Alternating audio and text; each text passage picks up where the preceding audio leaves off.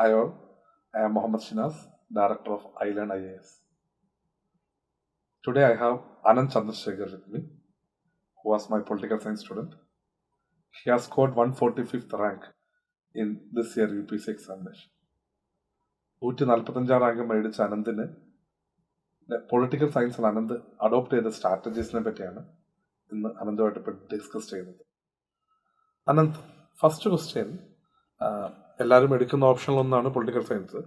പക്ഷേ electrical engineering പഠിച്ചു വന്ന അനന്ത് PSIR എടുക്കാനുള്ള റീസൺ എന്തായിരുന്നു? സോ നമ്മൾ ആ ഒരു കോളേജ് ലൈഫിലേക്ക് വരുമ്പോൾ നമുക്ക് ഒരുപാട് ഏരിയാസ് ഓഫ് ഇൻട്രസ്റ്റ് നമുക്ക് കൂടുതലും എക്സ്പ്ലോർ ചെയ്യാനുള്ള ഒരു അവസരം കിട്ടും. ആൻഡ് പെർട്ടിക്കുലർലി എൻ്റെ ആൽമ മാറ്ററിൽ ബിച്ച് പിലാനിയിൽ നിന്ന് ഞങ്ങൾക്ക് 3 ഹ്യൂമാനിറ്റീസ് കമ്പൽസറി ആയിട്ട് ചെയ്യണം. പിന്നെ ഇഫ് യു വോണ്ട് അതിൽ നമുക്ക് പിന്നെയും കൂടുതലും ചെയ്യാൻ പറ്റും, എലക്റ്റീവ്സ് എന്ന് പറഞ്ഞൊരു രീതിയിൽ. അപ്പം ആ ഒരു ഫേസിൽ ഞാൻ എക്സ്പ്ലോർ ചെയ്തപ്പോൾ ഞാൻ കണ്ടെത്തിയത്, അതായത് പൊളിറ്റിക്കൽ സയൻസ് കോഴ്സസ് ഉണ്ടായിരുന്നു, IR കോഴ്സസും ഉണ്ടായിരുന്നു. സോ ആ ഒരു പൊളിറ്റിക്കൽ സയൻസിൻ്റെ പ്രൊഫസർ, അതായത് ഡോക്ടർ സൊലാനോ ഡ സിൽവ, അദ്ദേഹം ഒരുപാട് പാഷനറ്റ് ആയിട്ടുള്ളൊരു ഇൻഡിവിജ്വലാണ്. അപ്പം വളരെയധികം ക്രിസ്റ്റൽ ക്ലാരിറ്റിയോടെ ആ ഒരു കോൺസെപ്റ്റ്സും ആ ഒരു പൊളിറ്റിക്കൽ സയൻസ് എന്തുകൊണ്ടാണ് അതിനുള്ള ബിഹൈൻഡുള്ള ഫിലോസഫിയും അതിന് ബിഹൈൻഡുള്ള ഒരു കോൺസെപ്റ്റ്സും എല്ലാം പറഞ്ഞു തന്നപ്പം and their impact in society ഒരുപാട് ഇൻട്രസ്റ്റ് തോന്നി. അതുകൊണ്ടാണ് ആ ഒരു ഇൻട്രസ്റ്റോടെ സിവിൽ സർവീസസിലേക്ക് പോവാം എന്നുള്ളൊരു തീരുമാനം എടുത്തതും. So you had an interest on the subject. But when it comes to civil service, ഈ എക്സാമിൻ്റെ പെർസ്പെക്റ്റീവ് നോക്കുമ്പോഴത്തേക്കും പൊളിറ്റിക്കൽ സയൻസിന് അതിൻ്റേതായിട്ടുള്ള ചില അഡ്വാൻറ്റേജസ് അല്ലേ? അതെന്തൊക്കെയായിരുന്നു ആനന്ദ് ഒബ്സർവ് ചെയ്തിരുന്നത്? ഡെഫിനറ്റ്ലി ഫേസ്റ്റ്ലി നമ്മൾ ആ സിലബസുമായിട്ടുള്ള ഒരു ലിങ്കാണ്. അതായത് SA തൊട്ട് GS4 വരെ ഒരുപാട് ലിങ്കേജസ് ഉണ്ട്. സിലബസിൻ്റെ ആസ്പെക്റ്റ് ആയാലും നമ്മൾ പഠിക്കുന്നതിൻ്റെ ആസ്പെക്റ്റ് ആയാലും പിന്നെ കോൺസെപ്ച്വൽ ക്ലാരിറ്റിയിൽ ഒരുപാട് കാര്യങ്ങൾ നമുക്ക് മനസ്സിലാക്കാൻ പറ്റും. സോ ഫോർ എക്സാമ്പിൾ, നമ്മൾ ഏൻഷ്യൻ്റ് ഇന്ത്യൻ പൊളിറ്റിക്കൽ തോട്ട് പഠിക്കുന്നു. അതിൽ നമുക്ക് ആർട്ട് ആൻഡ് കൾച്ചറിലും GS1 യൂസ് ചെയ്യാൻ പറ്റും, ഞാൻ യൂസ് ചെയ്തിട്ടുമുണ്ട്. SAയിൽ നമ്മൾ പൊളിറ്റിക്കൽ സയൻസിൽ പഠിക്കുന്ന കോട്ട്സ് യൂസ് ചെയ്യുന്നു. പിന്നെ GS4 definitely it's very helpful. കാരണം എത്തിക്സിലുള്ള പല കൺസെപ്റ്റ്സ്, ജസ്റ്റിസ് ആയാലും റോൾസിൻ്റെ തിയറി, ഇതെല്ലാം നമ്മൾ PSIRൽ അതിന് പുറയിലുള്ള ഫിലോസഫി എല്ലാം പഠിച്ചിട്ടാണ് വരുന്നത്. സോ ഡെഫിനറ്റ്ലി ഇതെല്ലാം ആ ഒരു ആസ്പെക്റ്റ് ഉണ്ട്. Now let's look into the PSIR optional as such. Paper 1 അതിൽ പൊളിറ്റിക്കൽ തോട്ട് ആൻഡ് തിയറി വരുന്നുണ്ട് ഫസ്റ്റ് പാർട്ടിൽ. സെക്കൻഡ് പാർട്ടിൽ IGP, Indian government and politics. Coming from a non technical background, how did you tackle this paper? എന്തൊക്കെയായിരുന്നു ഇതിൽ focus ചെയ്തിരുന്നത്? ബേസിക്കായിട്ട് my main concern was that I need to have conceptual clarity. കാരണം ആ ഒരു conceptual clarity ഇല്ലാതെ എനിക്ക് ജസ്റ്റിസിനെ പറ്റിയ ഒരു ആൻസർ എഴുതാൻ പറ്റില്ല, ലിബറലിസത്തിനെ പറ്റിയ ഒരു ആൻസർ എഴുതാൻ പറ്റില്ല. സോ ആ ഒരു രീതിയിൽ what really helped me, apart from coaching institutes and personal mentorship, asking doubts and all of that, was the Justice series by Michael Sandel. It is freely available on YouTube and it is an excellent course. You can also download the book and read that as well. കാരണം അതിലൊരു കഥ പറയുന്നത് പോലെ, ഒരു dialogue പറയുന്നത് പോലെയാണത് between the professor and the student, കുറേ examples വെച്ചിട്ട്. സോ അത് ഭയങ്കര യൂസ്ഫുൾ ആണ് and it is very useful for GS4 also. I still remember the days of my preparation when we were studying ethics.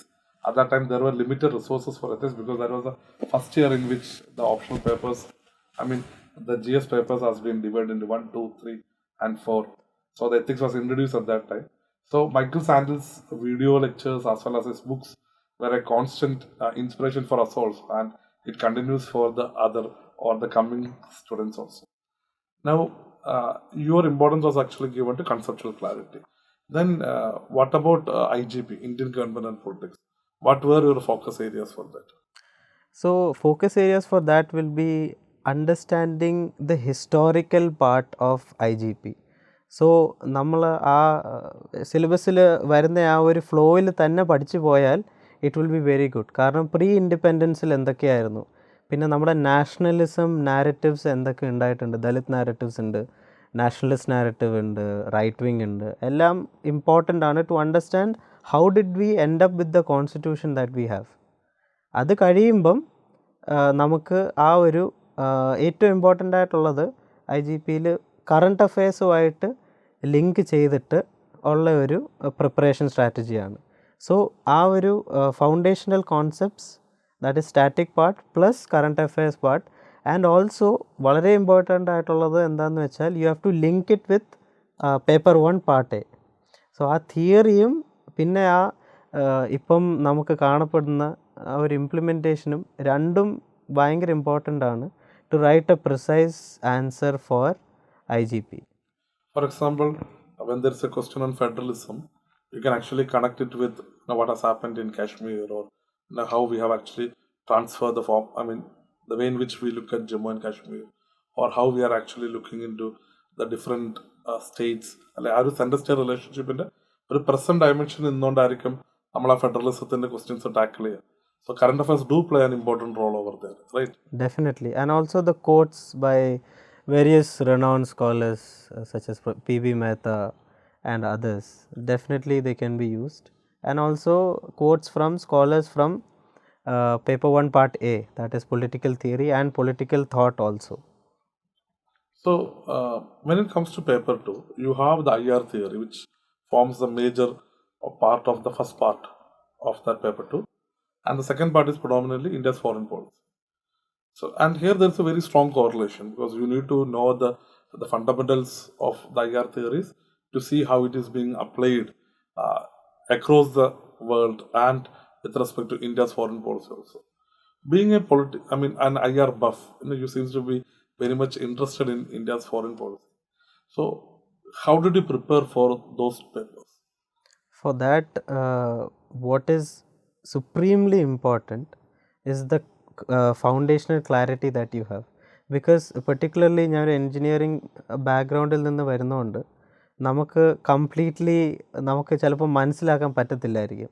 So അത് ഒരുപാട് തവണ revise ചെയ്തും ഒരുപാട് വീഡിയോസും ബുക്സും ഒക്കെ വായിച്ചിട്ട് ആ ഒരു ഫൗണ്ടേഷണൽ ക്ലാരിറ്റി വേണം. കാരണം ആ കോൺസെപ്റ്റ്സ് നമ്മുടെ answers, whether it be paper 2 part A part ബിയിലായാലും അതില്ലെങ്കിൽ നമുക്ക് ഒരുപാട് മാർക്സ് താഴോട്ട് വരും. അപ്പം ആ ഒരു ബാക്ക്ഗ്രൗണ്ട് വെച്ചിട്ട് we have to really understand the concepts that are there in paper 2 part A. And also ഈയിടെയായിട്ട് ഒരുപാട് തിയററ്റിക്കൽ ക്വസ്റ്റ്യൻസ് വരുന്നുണ്ട്. സോ ലാസ്റ്റ് ഇയർ ഓൾസോ റിയലിസമിൻ്റെ കോർ കോൺസെപ്റ്റ്സിനെ പറ്റി ഒരു ക്വസ്റ്റ്യൻ ഉണ്ടായിരുന്നു ലാസ്റ്റ് ഇയർ മെയിൻസിൽ. സോ എനിക്ക് പേഴ്സണലി അത് ഒരുപാട് നല്ല രീതിയിൽ എഴുതാൻ പറ്റിയെന്ന് എനിക്ക് തോന്നുന്നില്ല. സോ ആ ഒരു ഗ്യാപ്പ് നമ്മൾ ഡെഫിനറ്റ്ലി ബ്രിഡ്ജ് ചെയ്യണം. When it comes to India's foreign policy, that's very dynamic in nature. എല്ലാ ദിവസവും എന്തെങ്കിലും പുതിയ കാര്യങ്ങൾ സംഭവിച്ചുകൊണ്ടിരിക്കുകയായിരിക്കും.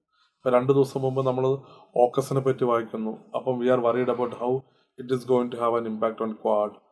അപ്പം ഇന്ത്യയുടെ ഫോറിൻ പോളിസി, പിന്നെ ഇന്ത്യൻ പ്രൈം മിനിസ്റ്റർ SUവിൽ പോയി സംസാരിക്കുന്നു, അതെങ്ങനെയൊക്കെയാണ്. അപ്പം ഓരോ ദിവസവും പുതിയതായിട്ടുള്ള ഓരോ കാര്യങ്ങൾ ഇങ്ങനെ ഇന്ത്യൻ്റെ ഫോറിൻ പോളിസി റിലേറ്റഡ് ആയിട്ട് വരുന്നുണ്ട്.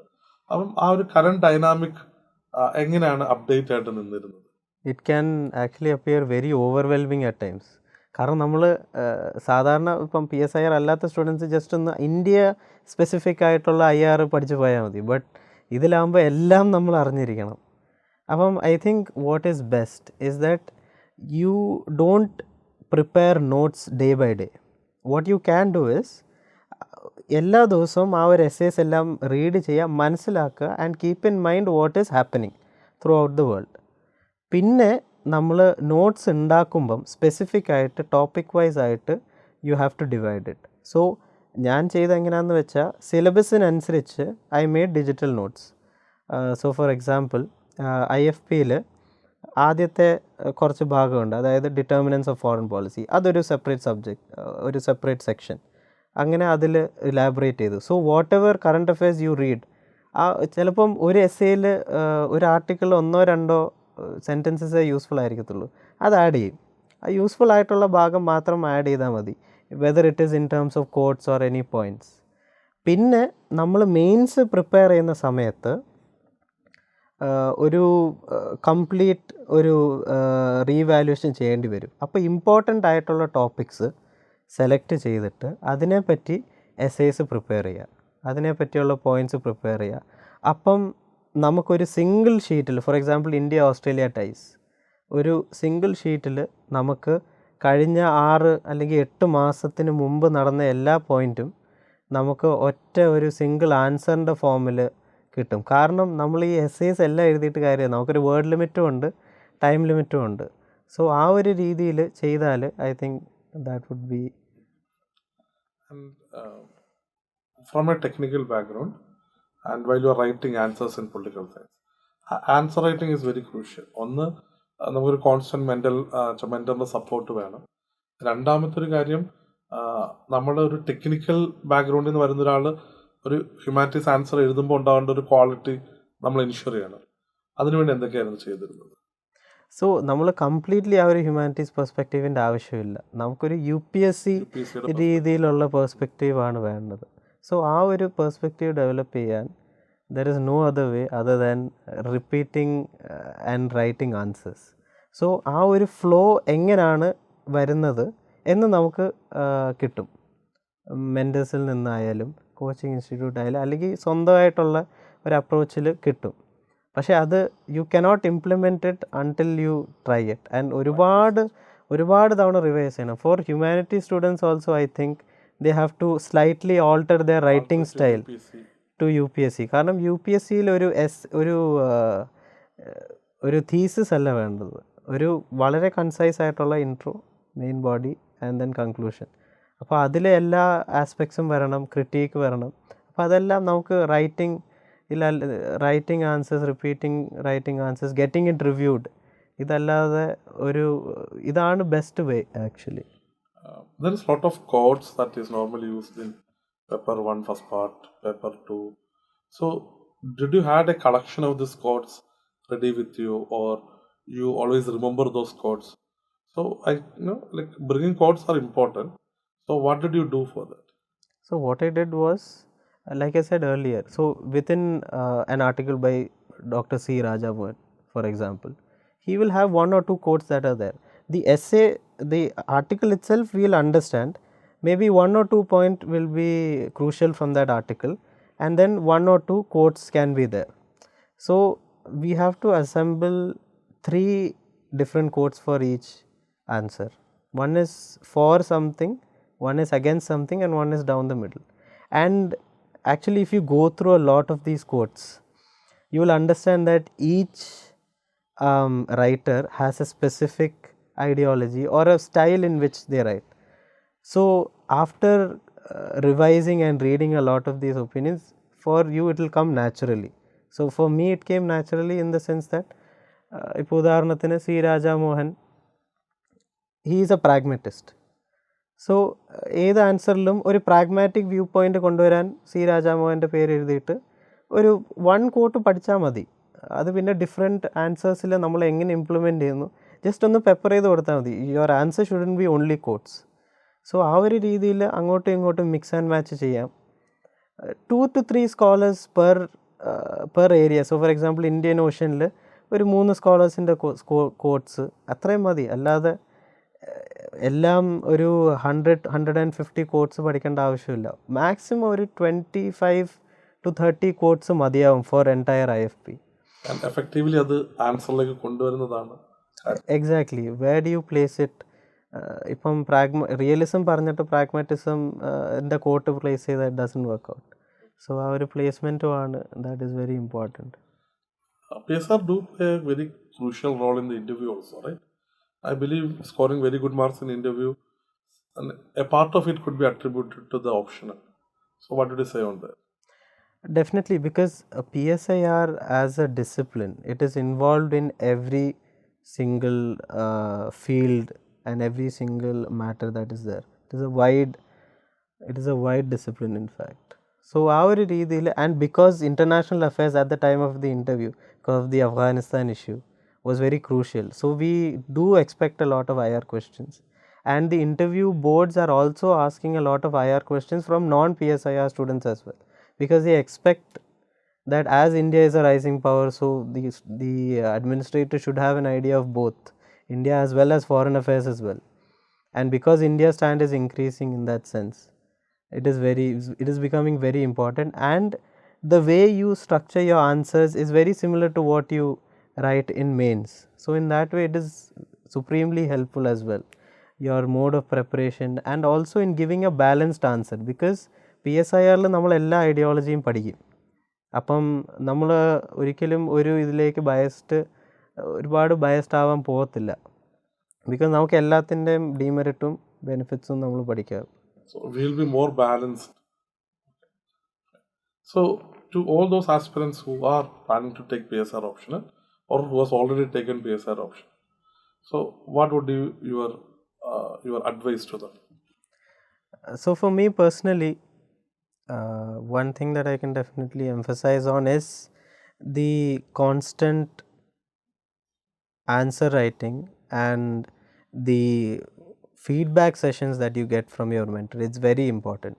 So one of the most helpful tips was given in the feedback sessions by Varun sir, was that start directly with the point for every answer. So if you are asked about let's say the impact of feminism, Simone de Beauvoir and all of that, on all of those writers, start directly with the point. Don't say that feminism started from this and that. Address the question directly. I think that is very important, and for that it requires a very concise and precise writing style, because the amount of space and time you will get for writing optional is very limited. So we have to constantly refine our answers as well. Second aspect is revision, especially if you are coming from a non-PSIR background. Constant revision is very important, because every time you reread what you have written in your notes, you feel like ഒരു പുതിയ aspect പഠിക്കുന്നുണ്ട്, അല്ലെങ്കിൽ okay ഇത് ഞാൻ നേരത്തെ ശ്രദ്ധിച്ചിട്ടുണ്ടായിരുന്നില്ല. So ആ ഒരു aspect ഭയങ്കര ഇമ്പോർട്ടൻ്റ് ആണ്. പിന്നെ thirdly, current affairs, you have to be updated with current affairs, and also how to use current affairs within the answers that you give. That is also very important as well. So PSIR is a very wonderful option. It helps you in your GS 1, 2, 3, 4 as well as in your interview preparation. So I would like to thank Anand for sharing his political science strategy with the students. I hope all of you who are planning to take political science will feel confident and try to apply his strategy with your preparation. All the best for all of you, and especially all the best for Anand. Thank you, sir.